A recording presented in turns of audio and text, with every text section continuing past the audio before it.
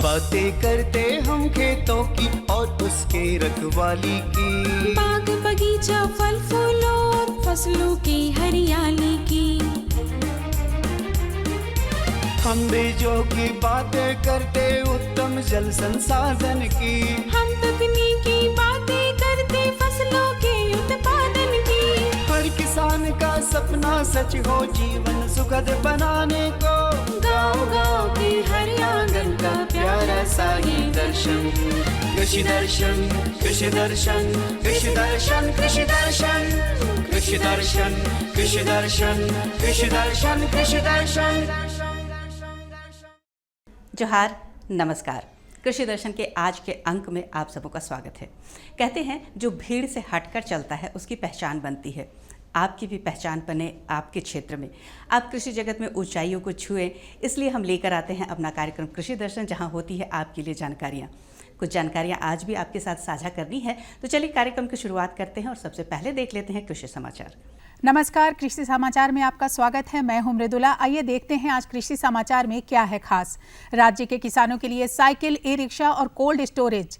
प्रखंड स्तर पर होगा बिरसा केसीसी ऋण मेला का आयोजन। हल्दी के बेहतर उत्पादन के लिए लगाएं उन्नत प्रभेद राजेंद्र सोनिया। अब समाचार विस्तार से।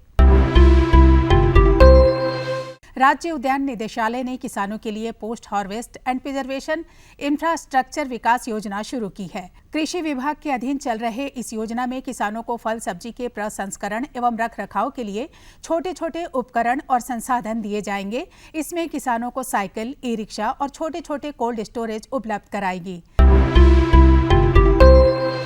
राज्य सरकार ने किसानों को आर्थिक मदद करने के उद्देश्य से उन्हें 13 करोड़ 13 लाख की राशि किसान क्रेडिट कार्ड के माध्यम से दी है। प्रति किसान करीब 35,652 रुपये ऋण दिया गया है। सभी किसान परिवार को बैंक से कर्ज मिल सके, इसके लिए बैंकों के साथ बैठक की जाएगी। साथ ही प्रखंड स्तर पर बिरसा केसीसी ऋण मेला का आयोजन किया जाएगा।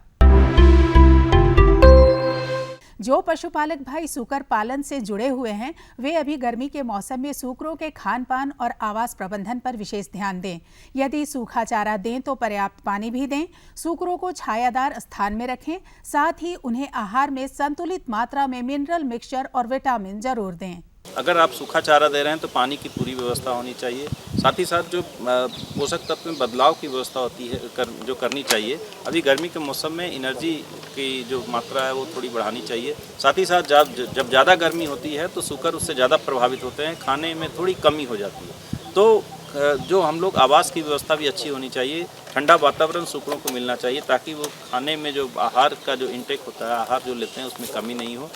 अगर कमी होती है तो उसको पोषक तत्व का 10 से 15% मात्रा बढ़ा देना चाहिए। जैसे मिनरल मिक्सचर हो गया, विटामिन्स हो गया, इसकी मात्रा अगर थोड़ी बढ़ा देते हैं तो जो भी कमी होती है शरीर में इस समय बदलते मौसम में या गर्मी के मौसम में कर सकते हैं, वो उस पोषक तत्व से पूरा हो सकता है। किसान भाई, यदि आप कंदिया फसल हल्दी की खेती करना चाहते हैं तो पूरे मई महीने में फसल लगा सकते हैं। हल्दी के बेहतर उत्पादन के लिए उन्नत प्रभेद राजेंद्र सोनिया लगाएं।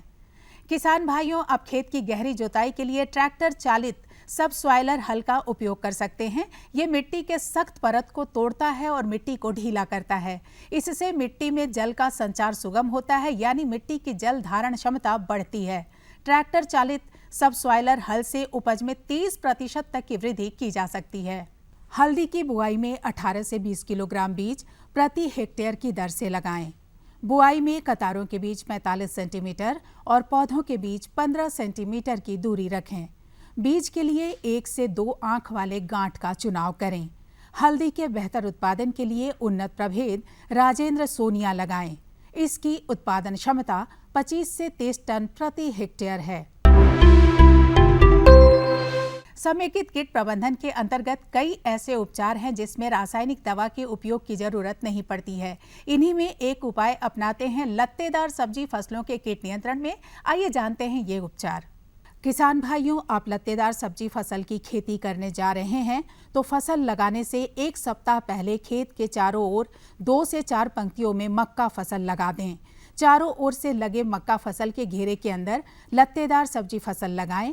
मक्का फसल की घेराबंदी लत्तेदार सब्जी में लगने वाले कीटों की रोकथाम करेंगे। और अब एक नजर राज्य के 5 प्रमुख शहरों के मौसम के मिजाज पर।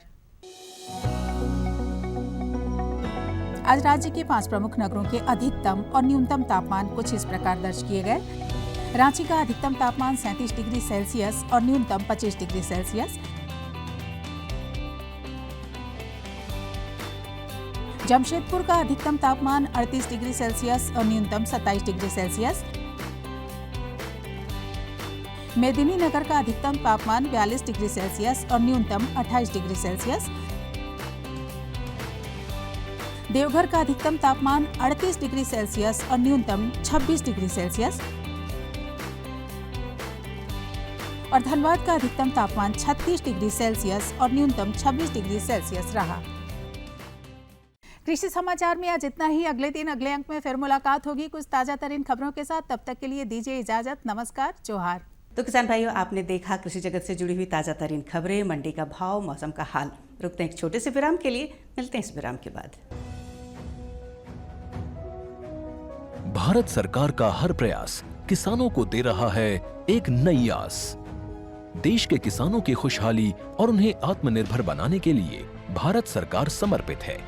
प्रधानमंत्री श्री नरेंद्र मोदी जी के नेतृत्व में कृषि क्षेत्र में किए गए निरंतर प्रयासों के फलस्वरूप देश खाद्यान्न व बागवानी के क्षेत्र में आत्मनिर्भर हो चुका है और देश में दलहन का उत्पादन भी बढ़ा है। इसी तरह भारत सरकार ने खाद्य तेलों के उत्पादन को बढ़ाने के भी अनेक प्रयास किए हैं। इसी क्रम को आगे बढ़ाते हुए माननीय प्रधानमंत्री श्री नरेंद्र मोदी जी के नेतृत्व में भारत सरकार ने दूरदर्शी निर्णय लेते हुए राष्ट्रीय खाद्य तेल मिशन ऑयल पाम की शुरुआत की है। इस मिशन से देश भर के किसानों को बहुत लाभ मिलेगा। कृषि के पूंजी निवेश में वृद्धि होगी, खाद्य तेल आयात पर देश की निर्भरता कम होगी और रोजगार के नए अवसर पैदा होंगे।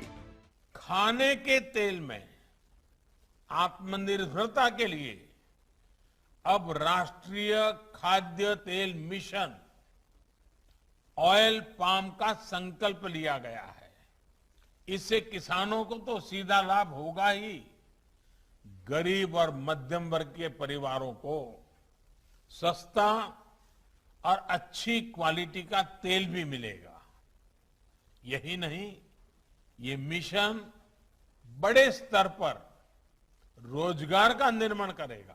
इस मिशन के अंतर्गत ऑयल पाम का रकबा और पैदावार बढ़ाने पर जोर देने के लिए सरकार ने 11,000 करोड़ रुपए से अधिक की सहायता राशि निर्धारित की है। मिशन के तहत सरकार ने ऑयल पाम की खेती के लिए रोपण आदि की सहायता में बढ़ोतरी करते हुए पहले मिलने वाले 12,000 रुपए प्रति हेक्टेयर को बढ़ाकर 29,000 रुपए प्रति हेक्टेयर तक कर दिया है। ऑयल पाम के पुराने बागों के पुनरुद्धार के लिए 250 रुपए प्रति पौधा के हिसाब से विशेष सहायता दी जा रही है। पौधारोपण सामग्री की कमी दूर करने और बीजों की पैदावार करने वाले बागों को भी सहायता दी जाएगी। इसके तहत 15 हेक्टेयर ऑयल पाम उद्यान के लिए 80 लाख रुपए तक की सहायता राशि दी जाएगी। इसके अलावा नर्सरी विकास के लिए 40 लाख रुपए तक तय किए गए हैं। पूर्वोत्तर और अंडमान राज्यों के लिए विशेष सहायता का भी प्रावधान है। ऑयल पाम के किसान ताजे फलों के गुच्छे यानी FFB का उत्पादन करते हैं, जिनकी वर्तमान में कीमतें अंतर्राष्ट्रीय मूल्यों में उतार चढ़ाव के आधार पर तय होती हैं। पहली बार केंद्र सरकार ताजे फलों के गुच्छे की कीमत के लिए किसानों को आश्वासन दे रही है।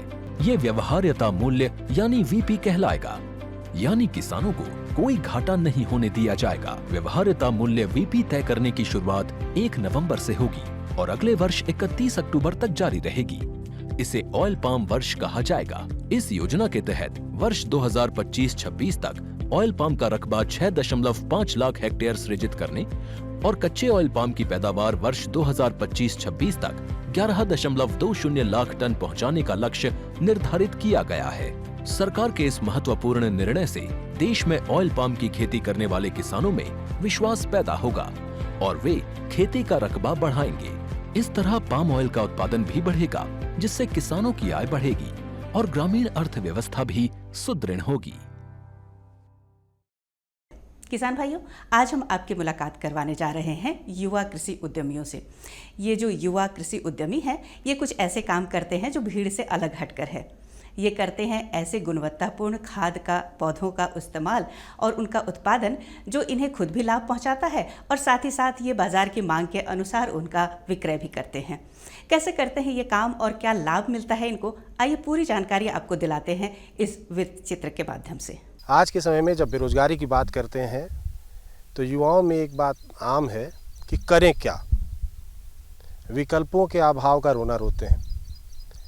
लेकिन वर्तमान समय में अगर बात कहें तो कृषि का क्षेत्र ऐसा है जिसमें संभावनाएं अनंत हैं और इसमें कई युवा जो है काम भी कर रहे हैं और बेहतर काम कर रहे हैं। आज हम जिस जगह पे हैं वह है ओरमांझी का आनंदी क्षेत्र और यहाँ पे काम करने वाले हैं एक सचिन कुमार झा, जिन्होंने की नौकरी में मन नहीं लगा, वापस आ गए, अपनी ज़मीन से जुड़े और सिर्फ ज़मीन से नहीं जुड़े, सिर्फ सब्जियों का उत्पादन नहीं किया, भविष्य की योजना बनाते हुए जो किसान हैं जिनको ज़रूरत है पौधों की, बीज की, उस संदर्भ में भी काम किया है, उस क्षेत्र में भी काम किया है। और उनके इस काम में जो हमारे राज्य में कार्यरत संस्थाएं हैं उन्होंने काफ़ी हद तक मदद किया है और पिछले 1-1.5 साल का जो उनका क्रियाकलाप रहा या जो उनकी परिश्रम रहा वो आप मेरे पीछे देख सकते हैं कि कितने हरा भरा ये पूरा प्रक्षेत्र है। और न सिर्फ यहाँ से सचिन को फ़ायदा हुआ है, उन्होंने रोजगार प्रदाता का जो स्वरूप है वह अख्तियार किया है। इसके अलावा जो उनके किसान जो जुड़े हुए हैं, जो उनके साथ काम करने वाले हैं, उनको भी आर्थिक और सामाजिक रूप से मदद मिल रही है। तो आज के अंक में देखते हैं कि कैसे सचिन ने कृषि के क्षेत्र में पदार्पण करके जो इस पूरे प्रक्षेत्र का कहें कि कायाकल्प किया है और किसानों को मदद कर रहे हैं। अपने प्रदेश झारखंड में जहां आज के युवा खेती किसानी से निराश होकर उससे विमुख होते जा रहे हैं, वहीं रांची जिले के सचिन झा ने कृषि जगत में नायाब काम करके आशा की नई किरण बिखेर दी है। सचिन झा एक उद्यमी किसान हैं और मैत्री फाउंडेशन के संस्थापक, जो ओरमांझी स्थित आनंदी में सब्जियों की तकनीक आधारित खेती कर रहे हैं। इसमें उन्हें ICAR पलांडू का बहुत बड़ा सहयोग मिल रहा है। ICAR की एक परियोजना है ABI, जिसके तहत वैसे युवा जिनका रुझान कृषि की तरफ रहता है उन्हें स्टार्टअप एंटरप्रेन्योरशिप डेवलपमेंट कार्यक्रम से जोड़ा जा रहा है। सचिन झा ने अपने आप को ICAR की इस परियोजना से जोड़कर अपनी खेती को नई बुलंदी दी है। आज उन्हें ICAR की तरफ से कृषि संबंधित हर तरह की तकनीकी सलाह मिल रही है, जिससे इनकी खेती नया रूप ले रही है। ICAR की मदद से सचिन झा की खेती आज उस ऊंचाई पर पहुंच गई है कि यहाँ पे ICAR प्रत्यक्षण का कार्य भी कर रही है और इनके माध्यम से अपनी सब्जियों की किस्मों का प्रचार प्रसार कर रही है।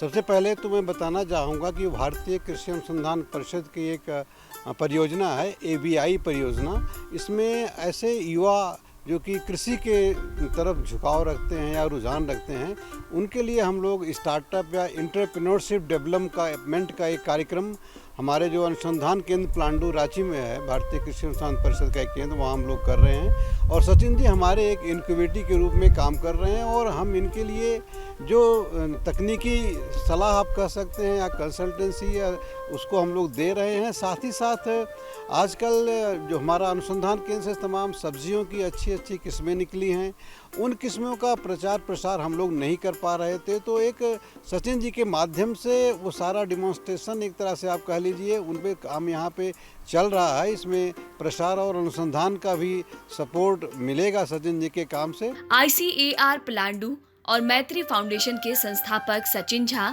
आज ओरमांझी के आनंदी क्षेत्र में मुख्य रूप से परवल की बृहद पैमाने पर खेती कर रहे हैं। यहाँ ICAR द्वारा विकसित की गई परवल की विभिन्न किस्में सफलतापूर्वक फल रही हैं। अपने खेतों से सचिन परवल के फल तो ले ही रहे हैं, साथ ही साथ वो परवल के पौधे भी तैयार कर रहे हैं, जिसकी मांग देश के कोने कोने से है। और हमारी जैसे परवल की उन्नत किस्में हैं, स्वर्णरेखा है, स्वर्णलौकिक है, उसका प्रदर्शन यहाँ किया गया है। साथ साथ चूँकि परवल एक ऐसी सब्जी फसल है जो कि हम लोग 7 से 8 महीने तक इसका हार्वेस्ट करते हैं। अभी अप्रैल के महीने से हार्वेस्टिंग शुरू होती है और सितंबर अक्टूबर तक जाती है। तो एक तो जैसे हम लोग कहते हैं आम के आम और गुठलियों के दाम, परवल का फल तो बिकेगा ही, साथ साथ जो सबसे बड़ा काम होने जा रहा है, परवल का पौधा यहाँ पे बनेगा। और पूर्वी उत्तर भारत की अगर हम बात करें तो परवल के पौधे की बहुत ही मांग है। ऐसे क्षेत्र जहाँ पे जल भराव की समस्या नहीं है, ख़ास तौर से झारखंड पूरा में परवल की खेती होना शुरू हो गई है। झारखंड, बिहार, उड़ीसा में तो हो ही रही है, मध्य प्रदेश, छत्तीसगढ़, वेस्ट बंगाल और पूर्वी उत्तर प्रदेश के बड़े क्षेत्रों में जो 16 ज़िले हैं खास तौर से, वहाँ पे परवल की खेती पहले से भी हो रही है और अभी नए नए किसानों का झुकाव बढ़ रहा है और पौधे के बहुत ही कमी रहती है। तो हम यहाँ से जो पौधा हम लोग बनाएंगे इतने क्षेत्र में सचिन जी के थ्रू, अब काफ़ी लंबे समय दूरी तक जाएगा और एक बहुत बड़ा क्रांति परवल के क्षेत्र में तो आएगी। अच्छी फसल के लिए अच्छे बीज का होना अति आवश्यक है। अपने प्रदेश में सब्जियों के अच्छे बीज की बहुत कमी है, अतः मैत्री फाउंडेशन द्वारा विभिन्न सब्जियों के उत्तम बीज भी यहाँ तैयार किए जा रहे हैं। इससे झारखंड के अलावा अन्य राज्यों में भी बीज की कमी तो दूर होगी ही, तथा किसानों को सरकार द्वारा मान्यता प्राप्त बीज का भी लाभ मिल सकेगा। सब्जी फसलों में बात करें तो बीज उत्पादन की बहुत कमी है। बीज इतने महंगे मिलते हैं, सामान्य किस्म के बीज का दाम बहुत ज़्यादा है, इसलिए कई निजी और सरकारी संस्थाएं इस क्षेत्र में काम कर रही हैं, फिर भी बीज की मांग पूरा नहीं हो पा रहा है। और निश्चित रूप से सचिन जी का जो प्रयास है, इससे जो हमारी उन्नतशील किस्में, चाहे वो सोलर टमाटर, बैगन की बात करें और इसके अलावा लतर वाली सब्जियों में भी हमारे जो करेला है, लौकी है, इनमें भी दलहनी सब्जियों में भी हम लोगों ने, चाहे वो मटर है, फ्रांस बीन है, बोदी, ये सब में हमारी उन्नतशील किस्में हैं और इनका जो बीज उत्पादन होगा तो इससे दूर तक जाएगा। तो हमारे इस ICR प्राइवेट जो हमारा संस्थान है, इसका भी ख्याति दूर दूर तक पहुंचेगी और लोगों को पता चलेगा कि कुछ काम सरकारी क्षेत्र में अच्छा हो रहा है। सचिन झा ICAR के साथ मिलकर सब्जियों की खेती, बीज उत्पादन तथा पौधे तो तैयार कर ही रहे हैं, साथ ही वो अपने फार्म में ICAR के साथ फसलों पर शोध कार्य भी कर रहे हैं। इससे ICAR प्लांटों को सब्जियों की नई किस्मों का विकास करने में भी मदद मिलेगी। देखिए, जो भी उन्नतशील किस्मों का विकास हम लोग करते हैं, खासतौर से सब्जी फसलों में, इनका सबका एक समय में एक इसमें फिर मतलब उतनी उत्पादकता इनकी नहीं रह जाती है, तो एक 5 से 7-8 वर्ष का समय लगता है एक उन्नतशील किस्म के विकास में। उसके बाद 10 से 15 वर्ष उस किस्म का जीवन चक्र होता है और उस बीच अगर उसके बीज का फ़ायदा हमारे जन जन तक पहुँचेगा तो सचिन जी जो काम कर रहे हैं, एक हमारी किस्मों में किस तरह से समस्या आ रही है, फिर उसमें हम सोच करके उसका निदान करने की बात करेंगे। तो एक तरह से एक पब्लिक प्राइवेट पार्टनरशिप मोड, जो PPP मोड की बात हम लोग कर रहे हैं, कि कोई भी बहुत सारे अगर आगे बढ़ना है तो PPP मोड में जाना ही पड़ेगा। और सचिन जी उसी के मिसाल हैं और हमारे के साथ तालमेल बैठा के हम लोग अनुसंधान भी करेंगे, इनके अनुभव से सीख ले करके क्या समस्या आ रही है, क्या बीमारी आ रही है, क्या नई चीज़ें फसल के उत्पादन में बाधा बन रही है, उनके निदान के लिए हम लोग अपने अनुसंधान की परियोजना को भी बदलेंगे और नई दिशा देंगे। इसी सब उद्देश्य के साथ हम लोग तालमेल करके काम शुरू किए। सचिन झा एक जागरूक उद्यमी किसान हैं। वो खेती में तकनीक के महत्व को अच्छी तरह से समझते हैं। यही वजह है कि उन्होंने अपनी सब्जी की खेती के लिए टपक सिंचाई प्रणाली लगाई है। इससे इनकी खेती की समस्या दूर हो गई है, उनकी फसलों की पैदावार बढ़ गई है, साथ ही साथ इससे उन्हें मजदूरी की बचत भी होती है। ड्रिप इरिगेशन एक ऐसा सिस्टम है कि खासकर वेजिटेबल के अंदर बहुत ज़रूरी है। तो ये टेक्निकल जो है कि सबसे इम्पोर्टेंट टेक्निकल जो है ड्रिप इरिगेशन, जो पर ड्रॉप मोर क्रॉप जो है, इसके माध्यम से जो फलों में या फिर सब्जी के अंदर इतना मतलब इसका ग्रोथ अच्छा है कि हर किसान को इसको अपनाना चाहिए। जैसे सचिन जी ने अभी अपनाया तो बहुत अच्छा इसका रिजल्ट मिला है। सचिन झा तकनीक को सिर्फ अपने तक ही सीमित नहीं रखते, बल्कि उसका प्रसार भी करते हैं। उनके फार्म स्थापित की गई टपक प्रणाली को वो अन्य किसानों को भी दिखाते हैं और उन्हें इसके लिए प्रेरित करते हैं। सर देखिए, यहाँ पे हमने क्या है ना कि पहले मतलब ए से लेके जड़ तक हम देख रहे हैं, तो इसके अंदर सबसे बढ़िया फ़ायदा ये है कि जो मैनेजमेंट है सचिन जी का, लेबर्स का जो भी है या फिर इनका आना जाना जो भी है, हम कि हफ्ते के अंदर 1-2 बार यहाँ पे घूमते भी हैं, टीम भी यहाँ पे आती है, तो इसके अंदर हम अच्छा ग्रोथ देखें। कृषि जगत में आज एक उद्यमी के रूप में खुद को स्थापित करने वाले सचिन एक किसान परिवार से आते हैं। खेती किसानी का शौक उन्हें बचपन से ही था। अपनी पढ़ाई पूरी करने के बाद उन्होंने मीडिया के कृषि क्षेत्र में कार्य करना शुरू किया। इस दौरान ये कई प्रगतिशील किसानों से मिले, जिससे इनकी खेती के प्रति रुचि और दृढ़ हो गई।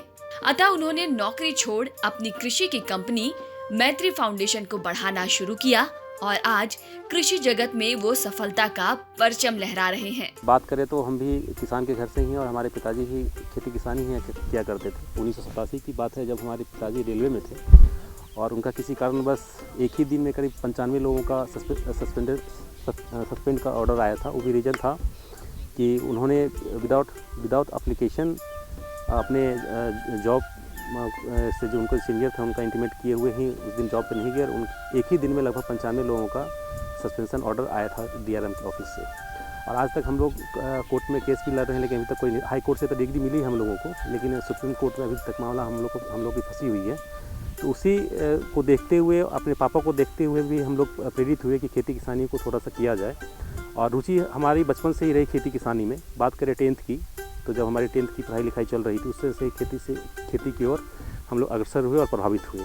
2001 में हम रांची आए और हमारी जो भी हायर सेकेंडरी के बाद जो भी ऊपर लेवल की जो भी एजुकेशन हुई रांची यूनिवर्सिटी से हुई। हमने मीडिया हाउस ज्वाइन करी और ख़ासकर हमें एक सौभाग्य की बात रही कि हमें एग्रीकल्चर बीट मिला। जो जितने भी प्रोग्रेसिव फार्मर्स थे या अदर एक्टिविटी जो एग्रीकल्चर की हुआ करती थी उसमें हमने पार्टिसिपेट लेना शुरू किया और उससे हमारी रुचि हुई। और 2013 में हमने एक अपने जॉब रहते हुए 2013 में मैत्री फाउंडेशन बोल के एक ऑर्गेनाइजेशन का रजिस्ट्रेशन हमने मार्च 2013 में करी। और जॉब रहते हुए हमने अपने बिजनेस को, अपने व्यवसाय को धीरे धीरे करके बढ़ाया और आज देख रहे हैं कि करीब हमारे पास 22 से 25 एकर्स हैं और ICAR कोलैबोरेशन से यहाँ रिसर्च चल रहा है। मीडिया हाउस में कार्य करने के दौरान सचिन कई ऐसे किसानों से मिलते थे जिन्हें अच्छे बीज नहीं मिलने की वजह से खेती में बड़ी समस्या होती थी। अतः इन्होंने ICAR प्लांडू के साथ मिलकर सब्जियों के बीज पर काम करना शुरू किया। इसी का नतीजा है कि इनके फार्म में विभिन्न सब्जियों के बीज उपलब्ध हो जाते हैं। मीडिया हाउस ज्वाइन करी तो हमारा जो एक बीट था, जो सेगमेंट था, हमारा कृषि था।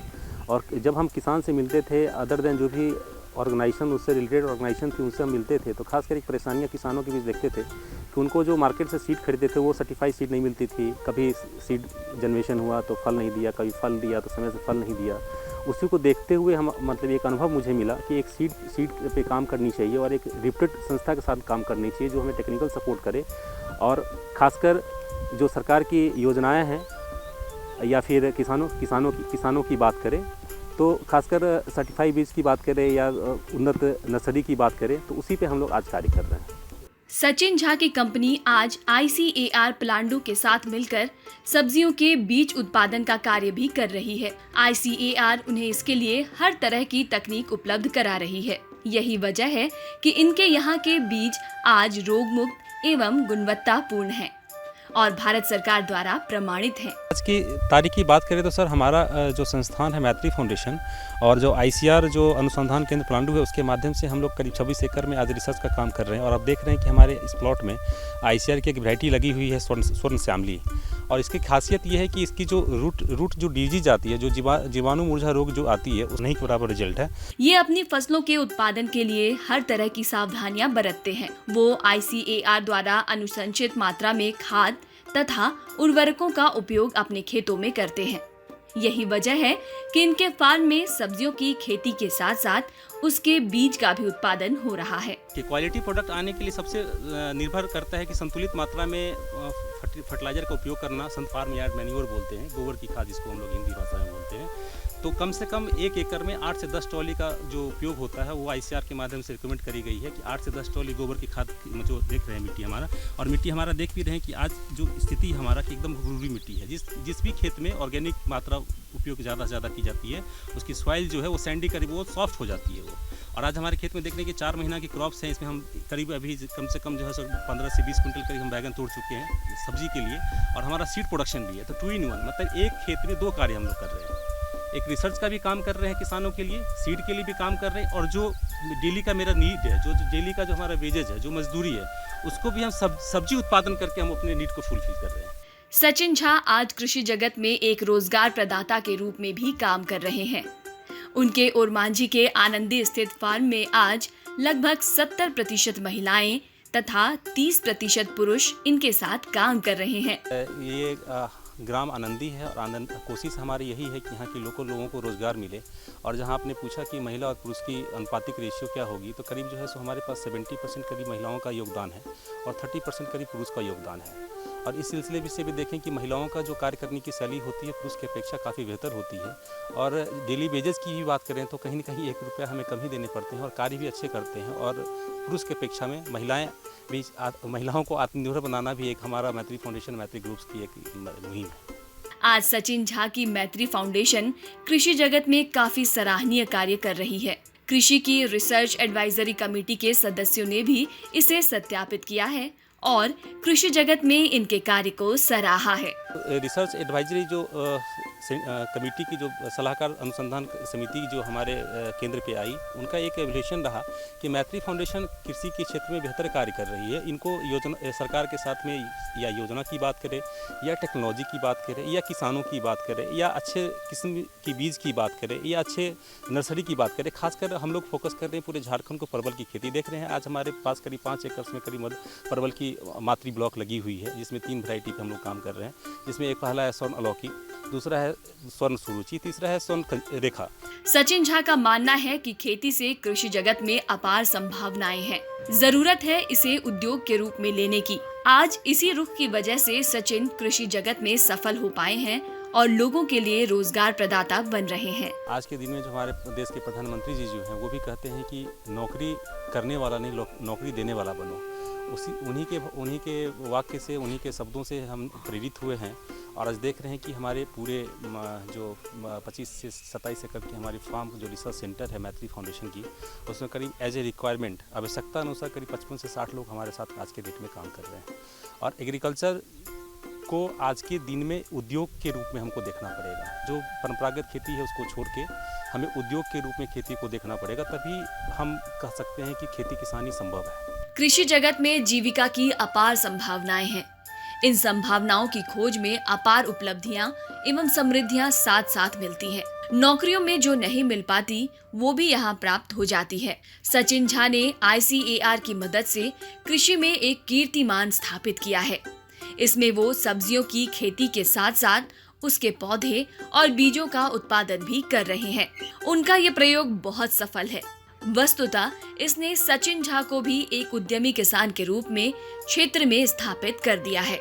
आसपास के लोगों को इनसे इस क्षेत्र में और आगे बढ़ने की प्रेरणा मिल रही है। तो देखा किसान भाइयों आपने, ये जो युवा कृषि उद्यमी हैं ये कैसे काम करते हैं और कैसे लाभ कमाते हैं। आप भी ऐसे ही युवा कृषि उद्यमी बन सकते हैं। तो आज के कार्यक्रम में इतना ही, लेकिन कोई बात अगर आपके मन में हो तो हमें अवश्य लिख भेजिए। हमारा पता है कार्यक्रम कृषि दर्शन कृषि प्रकोष्ठ द्वारा केंद्र निदेशक दूरदर्शन केंद्र रातू रोड रांची, पिन संख्या 834001। पूरी टीम के साथ मुझे दीजिए इजाज़त। जोहार, नमस्कार।